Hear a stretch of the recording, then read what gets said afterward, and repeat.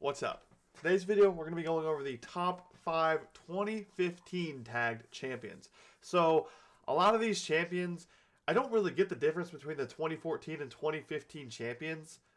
There is a separation. If you guys in the comments could tell me the difference, but I'm pretty sure all these champions were kind of like they were at the launch of the game because there's no way Black Widow did not launch with the 2014 pool. But I wanted to go ahead and separate them because there are a 2014 and a 2015 tag. But that being said, 2014 and 2015 are basically the same year when it comes to this. I'm pretty sure the game launched in late 2014, like December of 2014, so basically 2015. So once again, I don't really know the difference between the two, but we're making it in two different parts. But yeah, if you like this idea and like the video, please drop a like, subscribe, do all that.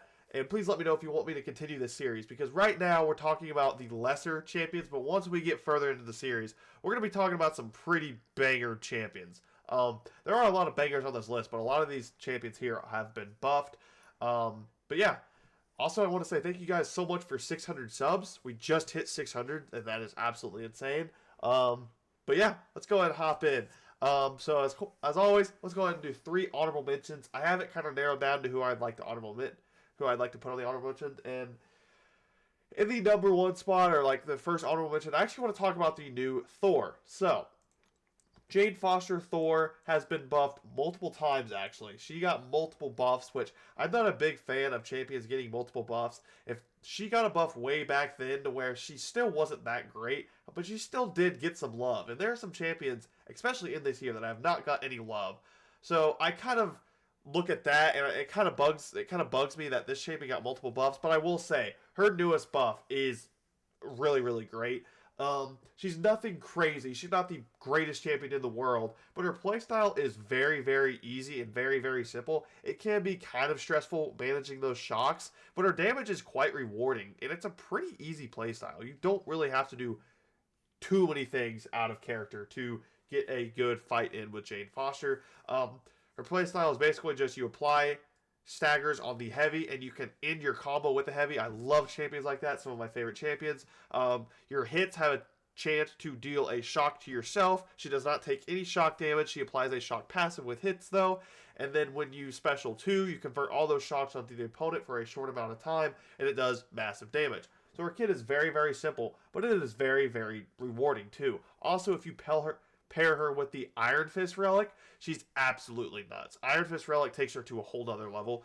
So yeah, that's why I wanted to consider her in the first honorable mention. She is a 7-star. The only issue is she's been buffed multiple times. I really wish Kabam would stop buffing champions that have already been buffed. I do like that they are buffing OG champions, but there are multiple champions in the game, a lot of champions in the game that have never been touched, that I would rather them than buff Jane Foster, who has been buffed multiple times. But that being said, our next honorable mention is actually Superior Iron Man. So, Superior Iron Man was actually a character that had never been buffed, and he was just kind of a Winter Soldier-esque character where you just basically combo him and you have no room for error against fighting this guy. I mean, he really could. He was not a defender at all, and he sucked on attack. But his buff actually makes him pretty insane. He was really close to making the top 5 out of this year. First of all, I said this with a lot of my champions. A lot of you guys are commenting this last time, but he looks very, very good. I love the Superior Iron Man Iron Armor. It's one of my favorites in all of Iron Man comics and everything like that. So I already love this champion like this. But his kit is, once again, it's a very, very simple kit to play. You end on mediums, you apply buffs. You end on lights, you apply 2. Mediums refresh your buffs. Light intercepts, you get 2. Mediums, you refresh. You want to have as many buffs as possible. The more buffs you have, which they are superior buffs, that means they have way more ability accuracy, so they can't really be removed. But that being said, the more buffs you have, the more damage you do. So throughout the fight, he just kind of scales very nicely, and he's kind of like a ramp-up-esque champion. And you just want to launch a big SP2. That's all you want to do is just build buffs, launch an SP2. And he's a very good tank. He's not very good on defense, but on offense, if you get those armor buffs and those regen buffs, it's pretty hard to die with Superior Iron Man, especially at the highest level. I took him to rank 5 Ascended when rank 3s. He basically just, the day his buff went live, I had him maxed out and I played with him. And I've used him ever since then like that. He's been pretty great. I really, really do like his buff. And this is what I want out of Kabam. I want Kabam to take champions that I've had no love throughout the whole contest and literally just make them better. Like, they didn't change his special animations. They didn't change his heavy. They didn't really change anything about him besides his actual kit. His character model looks the exact same, and I'm personally fine with that. It gives me OG vibes. But yeah, Superior Iron Man is a very, very solid character, and consider ranking him up if you have him. And the final character is actually a champion I have never gave any love, but I've seen a lot of people play with this character and do a lot of great things, and it is actually Luke Cage. So, there are a few more champions in this 2015 list that I could talk about and mention on the honorable mentions, but like I say in every video, the honorable mentions is meant for champions that I want to talk about, and I want to kind of give praise. This does not necessarily mean Luke Cage is that 6th, 7th, or 8th spot. It just means I want to talk about him. And Luke Cage is actually a very, very solid character. He has bleed immunity, which is pretty nice. He has very easy access to debuffs like a normal science character would, and he has debilitates that makes him a pretty good enchantress counter, one of the better ones. He just has very, very solid damage, and it's very simple to access, and it's very reliable. You always have that damage as long as you can put debuffs on them.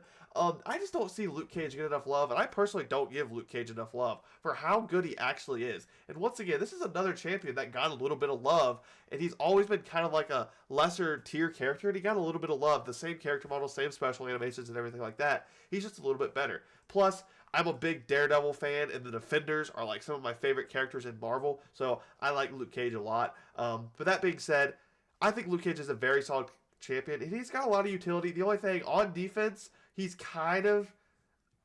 alright. He's kind of a stall defender. He has a big health pool, and he has access to indestructible, but besides that, he's not the greatest defender in the world. I would say he's the best out of the 3 I've mentioned. But yeah. Alright, let's go ahead and get into the top 5 list. Alright. Number 5, Magneto. So, this might be a little controversial, but I personally think Magneto is still an amazing character, and if you pull him early in the game, you are going far. Magneto is just a cheese character. If they are metal, you can cheese him. He turns off basically any node where any metal champion you're fighting. So early on in the game, if you pull a Magneto, he will cheese basically any of your bosses that are metal. And that is very, very good utility because a lot of the contest is tagged as metal. And his rotation is pretty fun. You just spam heavies, parry heavy, launch a big SP3, and watch those bleeds fly. I would love for him to be a 7-star. I think that's what he needs. The reason he is so low on this list is because he's not a 7-star, but him becoming a 7-star would be absolutely crazy, and I can't wait till he does, because, once again, it's Magneto. Magneto's sick. But yes, Magneto, I believe, deserves the 5th spot. That might be a little controversial, because he is 6-star locked, and not very many 6-star locked champions are going to get on the list, but I believe Magneto is deserving of it, just because of his utility and what he can access and cheese for you in the early game. Nowadays, you don't really see him because the health pools are so high, it's just hard to use them. But yeah. Anyways, the number 4 spot is another buffed character, and that is Deadpool X-Force. Deadpool X-Force has always been just a nothing character. He's just been a nothing character like every other Deadpool in the game, but his buff was amazing. Once again, they took a character who was not very good. They did not change his character model. They did not update his specials. They did not update his heavy. They just gave him a good kit. I am perfectly fine with them doing that because it makes you feel like you were playing with an OG character, but just good. So, for example, if they were to take Captain America and not change anything about him, just change his kit, I would be fine with that. I would be totally fine with that. But Deadpool X-Force got a very, very good buff. He is one of the best nukes for any skill defender in the game, really. There are some exceptions to that, but he's also one of the best raid champions. And raids are pretty potent in the game. They do come around every month. And you do want a good rage character. And he's one of the best characters for raids in the game. He's not that great on defense. Magneto, I would say, was better on defense than him. Just because Magneto's specials are a little weird decks. But Deadpool is not that great on defense, but he is so good on attack. He is absolutely amazing on attack. I personally love this Deadpool X-Force buff. And I would love to take him up at the 7-star level. I just never got around to it. But once again, this is just another great buff. And I'm really, really glad he got buffed. because he's very deserving, and I wanted a good Deadpool in the game for the longest time, and we finally got one. But yeah, I believe Deadpool X-Force is a great character. All right, for that third spot, you all know it. It's Venom, baby. Venom. Holy crap. What a resurgence he has made in the game since Seaton decided to take him to rank 5. Now I see Venoms everywhere. Before that, there was very limited Venoms I've seen, and now I'm a Venom glazer myself. His bleeds are some of the most insane things in the game. This might be a little high for Venom, but I believe his DPS is literally some of the highest in the game as long as they can be bled. And his synergy with Scorpion, who is another amazing character, so bringing him into a quest is not that crazy of an ask or a task. So they synergize well, and he ramps up so easy, and he's such an easy character to play. There's not a wrong way to play Venom. As long as you can combo the opponent and apply bleeds, you're chilling. Venom's cooks. Yeah, that's all he has, though. Not that great on defense. I will say he is kind of an annoying defender to fight, though, because he's one of those big attackers that have really, really fast animations. I don't know if you guys understand what I mean, but when he dashes in really fast, and it's hard to time a dex. So you do get clipped, and if you do get clipped and you get a bleed on you, you're almost dead. Those bleeds are very potent. But yes, with the Venom Relic, I believe Venom is the third best 2015 character in the game. Now, that being said, there's a big spike in power level. The rest of the list is kind of like here to here. The next characters are up here, in my opinion. And number 2 is actually the newest character, I believe, on this list. It's just Magik. Magik is insane. I was not happy with her buff at all at the beginning. And let me get this right this time. Allison Edits hooked me. Magik looks absolutely insane. I took her to the max level so I could do that Grandmaster challenge. She was so fun to play. I have her as a 7-star, and before I did not plan to take her up, but now I have a big decision to make between her or Ghost Rider because they're both dimensional beings, and I want to take one up to that max level. But she's just so good. She has so much utility in her kit. So much utility. And on top of that, her damage is absolutely insane. I don't know what the big Venom pool is in the content creator beta. It might be 22 million health, but I think she does it in like 3 minutes or something like that. She is absolutely nuts. Magik buff, they cooked with Magik. They took a few things away from her old kit, which really do suck. She doesn't have very much power control, but she is so good nowadays.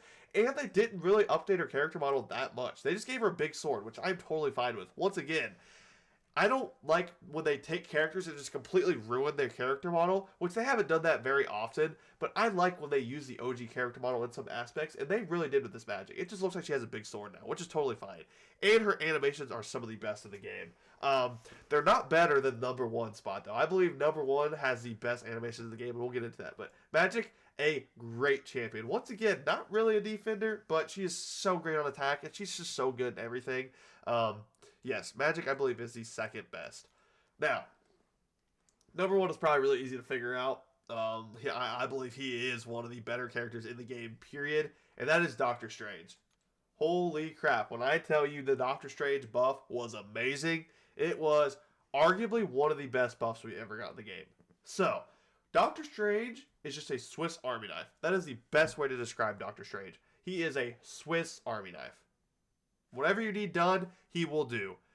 He is so good at every content in the game because of his capability to ramp up or take those smaller health pools too. He doesn't do them insanely quick, but he's still very good for that. And his control over the fight. You will notice his damage is very low. I don't know why that is. I think it's because when he starts the fight, he doesn't have very much damage. But his control over a fight is so good. He always has power. Literally always. You always have specials, so you're always launching those specials. You nullify basically any buff on the opponent. And that being said, he doesn't just work against Cosmics. He can work against basically anybody besides a lot of science characters, but that's class advantage. You really don't want to take anybody into class advantage fight. But he applies the placebos himself when he whips, so he's fine for anybody. He ramps up with anybody. I just think Doctor Strange, they cooked. His animations are literally the best in the game. I don't think you can change my mind about it. I think he has the best animations in the game. His character model looks absolutely amazing. They cooked with this update. Everything about this character I love, and I believe he is the best 2015 character in the game, and arguably one of the best characters in the game. That being said, end of the video, end of the list. Please tell me in the comments how I did, what you would change, or what you agree with. And question of the day. Let's think. What is your favorite boss in the game? Whether it is to fight, whether it is character model. What is your favorite boss in the game? Mine, personally, would probably... Honestly, I don't know. I really like Glycon. I honestly think it would be Glycon. That might be a hot take, but I personally really like Glycon. Alright, that's the end of this video. I'll catch you guys in the next one. Peace.